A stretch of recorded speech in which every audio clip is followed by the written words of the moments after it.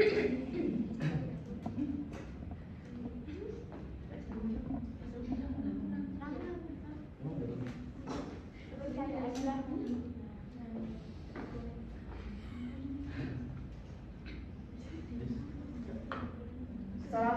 warahmatullahi wabarakatuh. Waalaikumsalam warahmatullahi wabarakatuh.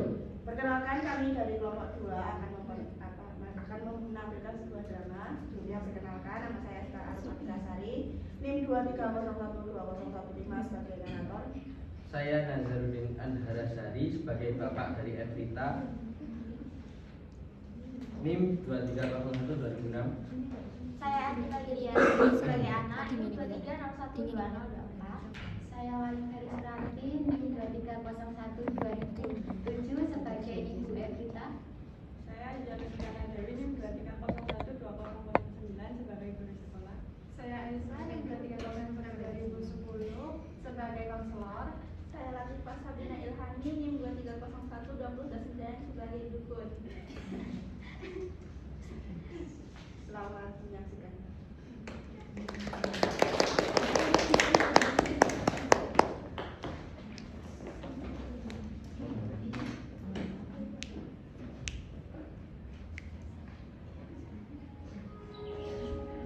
Pagi menjelang, matahari mulai menyinari dari ufuk timur, membersihkan sisa-sisa kegelapan malam yang telah usai.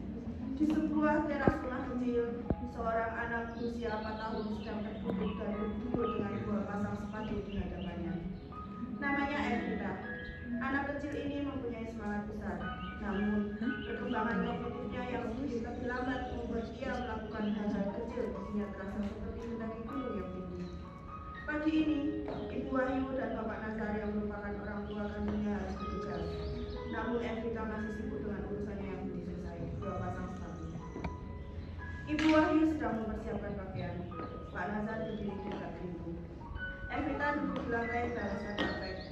Di depannya ada 2 pasang sepatu berbeda, satu merah dan satu biru. Evita memegang sepatu merah dan biru, menimbang-nimbang dengan ekspresi bingung.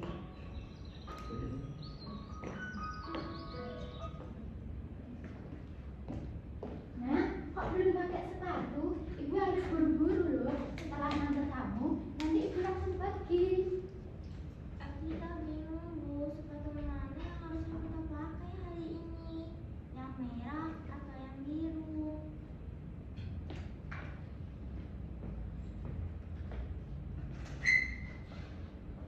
Nah, Evita, bapak saat mau coba kita ambil sepatu yang warna merah. Bawa sini. Mana ya? Yang biru. Evita mengambil hanya satu sepatu merah. Yang ini ya, Pak Bu, yang ini. Ya, dipakai kan? Itu nak, itu sepatu Evita. Yuk ibu bantu pakai sepatunya. Cari kaki kanan dulu ya. Ibu Wahyu duduk di sebelah Evita dan membantu Evita memakai sepatu dengan sabar. Evita melihat kakinya, Oke. coba mengikuti prosesnya. Oke, Wif. Kita harus cepat ya. Hari ini buat ada meeting sama klien. Ini bapak bawa tas. Bu, buruan bu. Iya Pak, sebentar. Sudah ditunggu ini. Sudah jam 9 nih, cepat ayo. Iya Pak. Bu telat. Iya.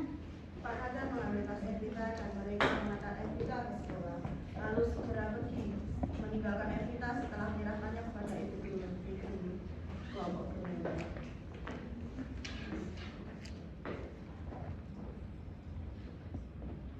Permisi Bu, selamat pagi. Namanya Pak Nazar. Iya, bu ya. Makasih ya Bu. Ibu Lutfi mengantar Evita hingga ke tempat guru kelas dahulu Evita untuk masuk. Sementara dirinya akan mengambil keperluan untuk mengajar di ruang guru terlebih dahulu. Evita susul masuk dan duduk sembari menunggu Ibu Lutfi dengan tenang. Di taman kanak-kanak, dunia penuh warna sudah menunggu. Evita menyukai sekolah, tapi seringkali rasa ragu membuatnya terdiam. Hari ini ia harus menghadapi tantangan baru, menyusul balok-balok hidup. Evita merasa sangat gugup saat melihat tumpukan balok yang berada di hadapannya. Suara riuh rendah dan tawa teman-temannya tidak berhasil mengusir ketakutan dari Evita. Dia terus membayangkan hal-hal hidup yang belum terjadi. Sembari kecilnya terus mengetik ujung seragamnya. Ibu Lili menyapa anak-anak. Selamat pagi anak-anak. Hari ini kita akan melakukan permainan menyusun balok ya. Ayo diambil baloknya. Anak-anak mengambil balok dan mulai menyusun. Ibu Guru Lutfi melihat Evita yang hanya terdiam sambil meneliti ujung seragamnya. Ibu Guru Lutfi kemudian mendekatinya. Kita kamu kok diam aja? Lihat guys, kami buat menara balok yang tinggi loh. Kamu nggak mau mencoba? Ayo coba ikut bantu. Evita mau dulu tapi Evita bingung. Mana yang harus disusun duluan? Nggak apa-apa, kita coba yuk mulai dari yang besar sampai yang kecil ya. Iya. Bagi Evita, memahami urutan dan koordinasi tangan mata membutuhkan usaha lebih. Kesalahan kecil sering membuatnya cemas, tetapi ia selalu berusaha mencoba ulang. Lalu Ibu Guru Lutfi menunjukkan cara menyusun balok dengan hati-hati. Nggak apa-apa, kita coba lagi ya. Evita mencoba lagi dan kali ini berhasil menyusun dua balok besar.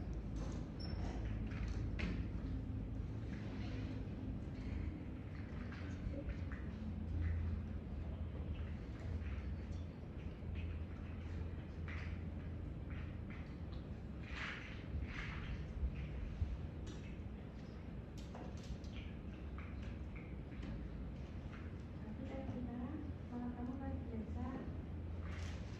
Setelah pembelajaran yang menyenangkan, akhirnya jam pulang sekolah tiba. Evita sudah bersiap dan menunggu Ibu Wahyu menjemput. Evita menunggu di depan gerbang sambil ditemani Ibu Guru.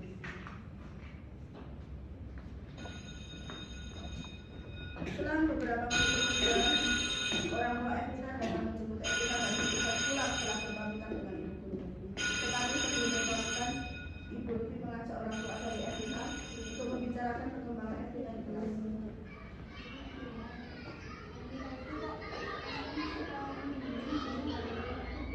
Menurut saya, kita mengalami keterlambatan waktu pikiran.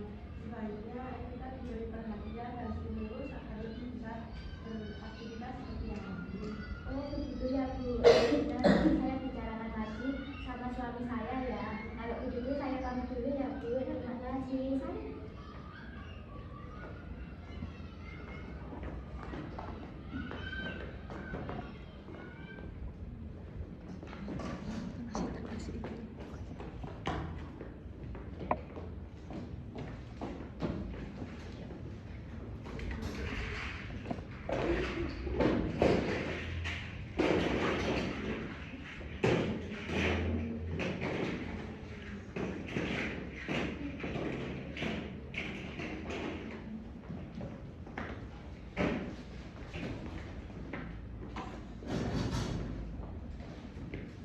Malam telah tiba, membawa keheningan yang seharusnya menenangkan. Namun bagi Ibu Wahyu dan Bapak Nazar, malam ini dipenuhi keresahan. Setelah Evita terlelap, perbincangan serius tentang perkembangan putri kecil mereka kembali muncul. Bu Wahyu menyampaikan pesan Bu Lutfi tadi siang kepada Pak Nazar mengenai perkembangan si Evita yang mengalami keterlambatan waktu istrinya. Di tengah kebingungan dan kekhawatiran, Bapak Nazar mulai terpengaruhi oleh kepercayaan Yesus, menyiksa Ibu Wahyu untuk mencari solusi di luar nalar. Sementara sang ibu berjuang mempertahankan keyakinan pada pergerakan logis dan pendampingannya terhadap anak semuanya. Pak Nazar sedang membaca Quran, namun terlihat gelisah. Ibu Wahyu sibuk melipat pakaian, sesekali menghela nafas. Evita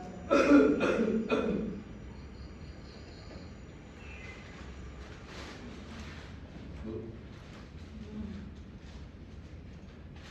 Evita itu kalau diberikan instruksi masih kebingungan, diberikan pemahaman juga masih kebingungan. Sedangkan teman-teman yang lain sudah bisa untuk paham dengan instruksi yang guru sudah berikan. Gini loh Bu, kemarin sore saya itu bertemu sama Pak RT. Kebetulan kemarin kita ngobrol berdua di gerdu. Dia cerita tahu mengenai anak kita, Evita. Kemarin bilang, Pak, anak jenengan kok saat ini mboten sok ketok, menengan, mboten sok dolan. Pak RT bilang gitu. Terus Pak, bilang, "Nggih, Pak. Anak Pak RT juga begitu juga." Pak RT bilang gitu. Setelah cerita, nah anak Pak RT itu ternyata dibawa ke dukun IPEK. Gitu loh. Nah, Bapak jadi kepikiran, apa kita bawa ke dukun IPEK aja Pak ya? Biar Evita bisa seperti anaknya Pak RT. Jangan ngawur Pak, kan sudah aku bilang kemarin juga Filipis juga sudah menjelaskan kok kalau Evita itu hanya butuh waktu dan stimulasi.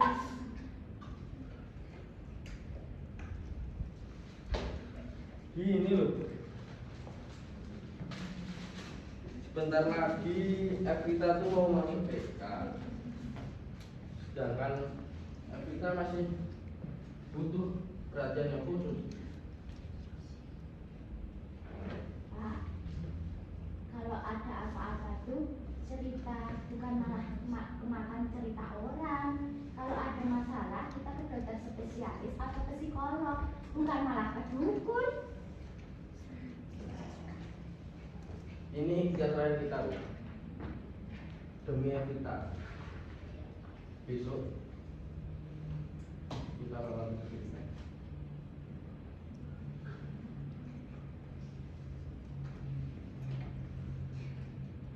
Ya sudah Pak, kita lakukan apapun demi Evita, demi kebaikan Evita juga. Oke, besok sepulang sekolah kita akan berbicara. Setelah sekolah kamu siapkan tentang kita berangkat. Iya Pak. Ibu Wahyu akhirnya mengantuk lemah. Di satu sisi dalam bentuk hatinya, Ibu Wahyu sebenarnya masih menentang ide gila suaminya. Namun di sisi yang lain, Ibu Wahyu juga tidak menginginkan hal itu menyerang putri kesayangannya. Malam semakin larut, menutup cerita hari itu dengan kegundahan dari hati orang tua yang menyembunyikan ibunya. Perasaan mereka tidak salah. Mereka hanyalah orang tua yang berjuang tenaga demi putri kecilnya kebutuhan normal. Namun cara mereka lah yang keliru. Mereka menjadi salah pintas karena hidup secara logis tidak pernah berhasil.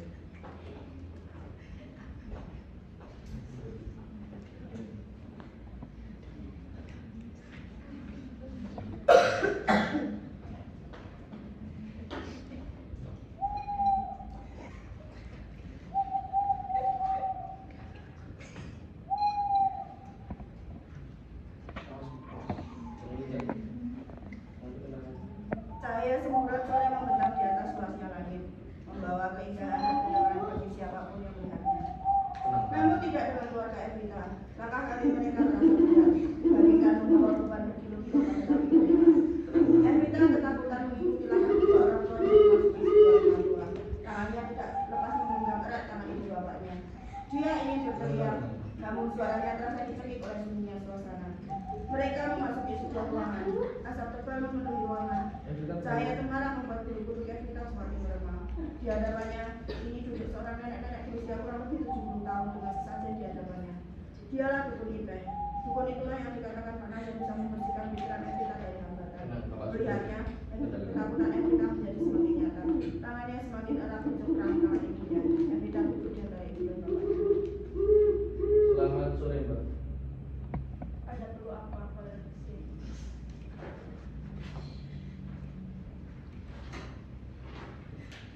Jadi begini Mbak, anak kami ini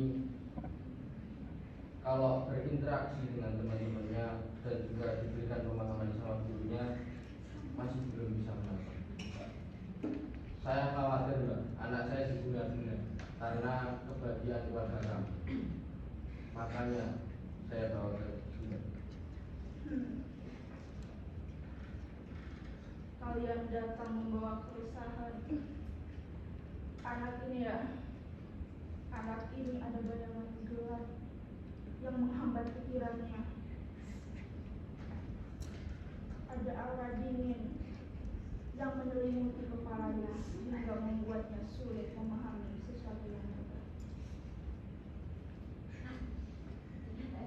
Dia ketakutan bos. Tolong bantu kami Mbak, sembuhkan anak kami. Tapi kalian harus percaya bahwa ritual ini membutuhkan keyakinan dan pengorbanan. Baik, kami siap untuk menjalani. Papa, saya takut.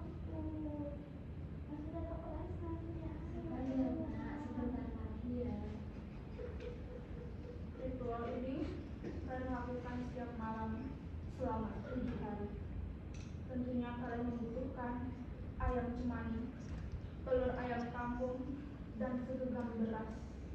Nanti kalian taburkan di sekeliling rumah kalian, agar bayangan gelap ini hilang dari tubuh anak kalian.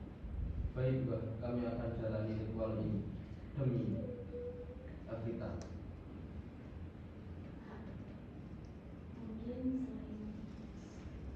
selain ke dukun ini kita juga harus mengambil main buat Evita yang lebih halus.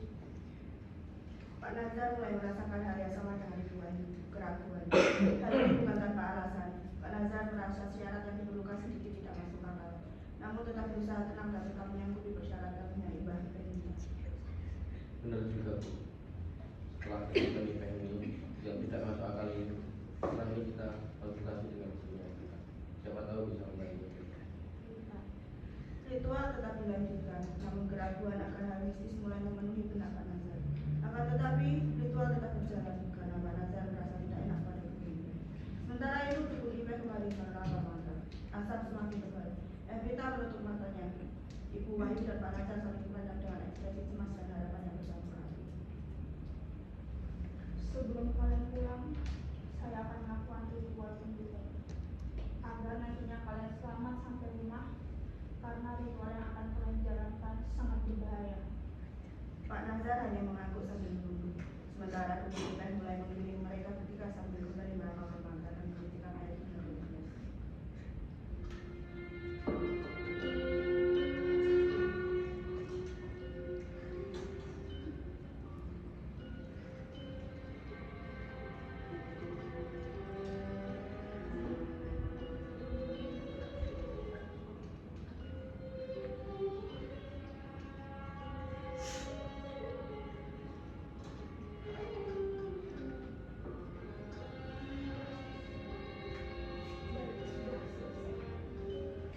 Setelah mengalami kegelisahan di rumah Ibu Ipe, Ibu Wahyu dan Pak Nazar akhirnya menyadari bahwa dukungan logis dan profesional tetap tak tergantikan. Mereka akhirnya berpamitan kepada Ibu Ipe setelah ritual mistis selesai dilakukan.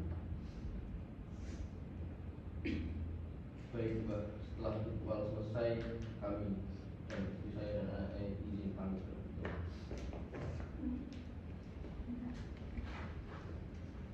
Kami pamit dulu. Selamat sore.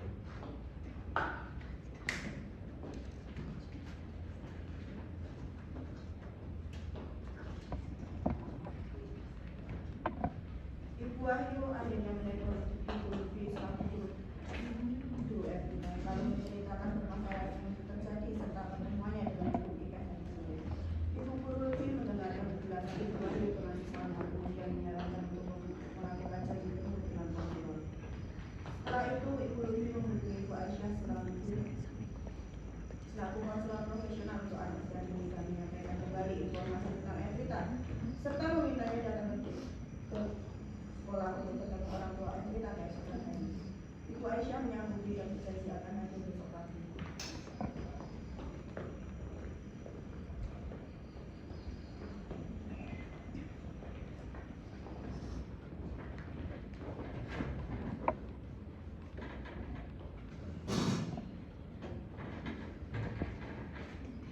Keesokan harinya orang tua Evita datang ke sekolah. Di sana mereka disambut hangat oleh Ibu Guru Lutfi dan juga Ibu Aisyah. Mereka kemudian mengajak Pak Nazar dan Ibu Guru Lutfi. Pak Nazar dan Ibu Wahyu datang ke ruang guru untuk membicarakan lebih lanjut mengenai permasalahan yang sedang Evita alami.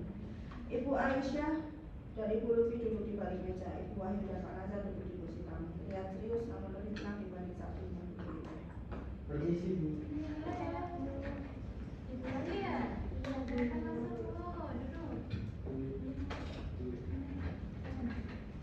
Ibu Guru Lutfi mengawali percakapan. Terima kasih sudah datang Bapak Ibu. Kami senang sekali karena Bapak dan Ibu mau terbuka untuk membicarakan perkembangan kita. Untuk lebih lanjutnya Bapak dan Ibu bisa berkonsultasi kepada Ibu Aisyah ya. Kalau begitu saya izin pulang pamit untuk kembali ke kelas. Terima kasih Ibu. Izinkan saya menjelaskan sedikit sebagai pemahaman kami bahwa Evita itu mengalami keterlambatan kognitif ringan, yang artinya Evita itu membutuhkan waktu yang lebih lama dalam memahami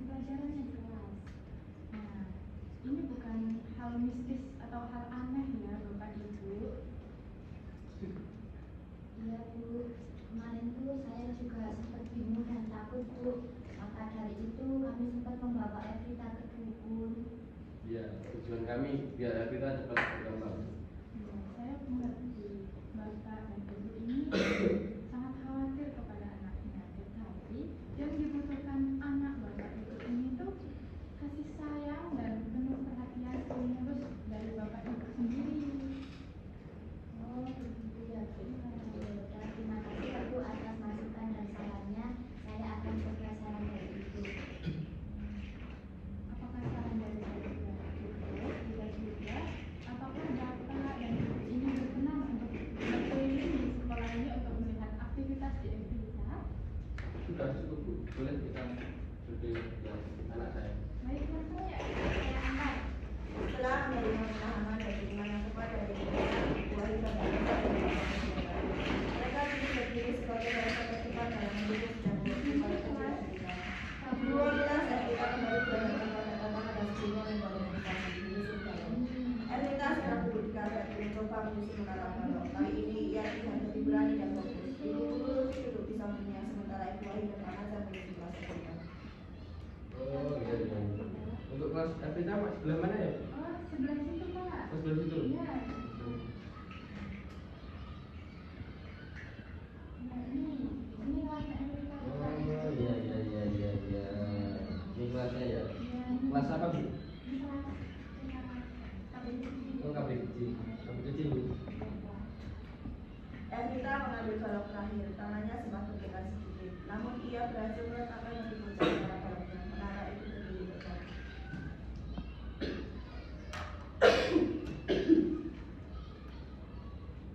Ibu Evita berhasil. Evita ibu bangga. Hei, Evita berhasil. Evita, dia berhasil loh. Wah, keren-keren. Pak Nazar dan Bu Wahyu mengangguk dan langsung menghampiri anaknya.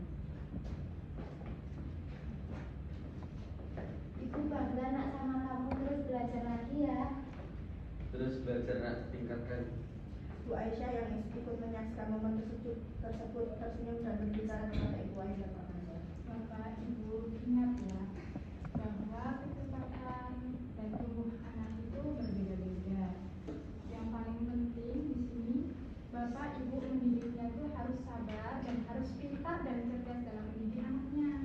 Dan yang paling penting dukungan, kesabaran dari Bapak Ibu untuk mendidik anaknya agar lebih bisa lagi untuk kedepannya. Seperti itu Bapak Ibu. Evita mengeluk kedua orang tuanya. Terima kasih ya. Iya, sama-sama. Ibu Lutfi dan Ibu Aisyah menyaksikannya. Mereka berkumpul dan tersenyum bahagia melihat Evita yang muda. Kisah anak kecil Evita mengajarkan kita sebuah pelajaran berharga. Setiap anak adalah unik dan setiap anak mempunyai suatu karya sendiri. Kepada para orang tua, ingatlah bahwa insting pertama seringkali adalah rasa takut dan cemas. Namun respon terbaik harus selalu berlandaskan pada cinta, kesabaran dan pengetahuan. Jauh lebih ampuh dari ritual apapun adalah stimulasi konsisten, dialog membuka dengan prinsip dan dukungan tanpa syarat. Berhentilah membandingkan langkah